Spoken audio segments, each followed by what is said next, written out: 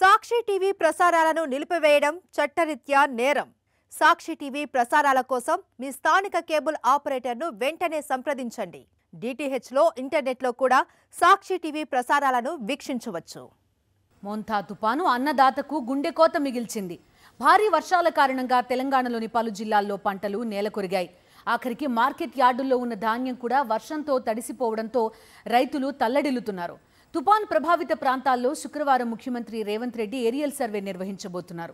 ఆంధ్రప్రదేశ్తో పాటు తెలంగాణ రాష్ట్రంపై కూడా మోంతా తుఫాను తీవ్ర ప్రభావం చూపింది. మంగళవారం అర్ధరాత్రి ఆంధ్రప్రదేశ్లోని నరసాపురం సమీపంలో తీరం దాటిన తుఫాన్ ఆ తర్వాత తెలంగాణ వైపు దూసుకొచ్చింది. దాంతో ఉమ్మడి వరంగల్, కరీంనగర్, నల్గొండ, ఖమ్మం, నిజామాబాద్, ఆదిలాబాద్, మెదక్ జిల్లాలో పలు ప్రాంతాల్లో భారీగా వర్షాలు కురిశాయి. పలు జిల్లాల్లో కోత దశకు వచ్చిన పంటలు నేలకొరిగాయి. దీంతో రైతులకు తీవ్ర నష్టం వాటిల్లింది. వర్షంలో తడిసిన ధాన్యాన్ని చూసి రైతులు తల్లడిల్లుతున్నారు. సాయం కోసం ప్రభుత్వం వైపు చూస్తున్నారు. ఉమ్మడి కరీంనగర్ జిల్లాపై మోంతా తుఫాను ప్రభావం తీవ్రంగా ఉంది. వేల ఎకరాల్లో పంట మునిగింది. ధాన్యం కొనుగోలు కేంద్రాల్లో విక్రయానికి సిద్ధంగా ఉన్న ధాన్యం కొట్టుకుపోయింది. చేతికొచ్చిన పంట మట్టిపాలు కావడంతో అన్నదాతలు ఘోష చెప్పనలవి కాకుండా ఉంది. ఆదిలాబాద్, నిజామాబాద్ జిల్లాలపైన కూడా తుఫాన్ ప్రభావం చూపింది.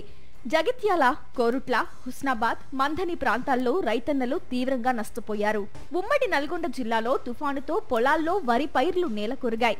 జిల్లా వ్యాప్తంగా ఉన్న ధాన్యం కొనుగోలు కేంద్రాల్లో పట్టాలు కప్పినప్పటికీ నీళ్లు చేరి ధాన్యం తడిచిపోయింది. పలు ప్రాంతాల్లో పత్తి పంట నీట మునిగింది.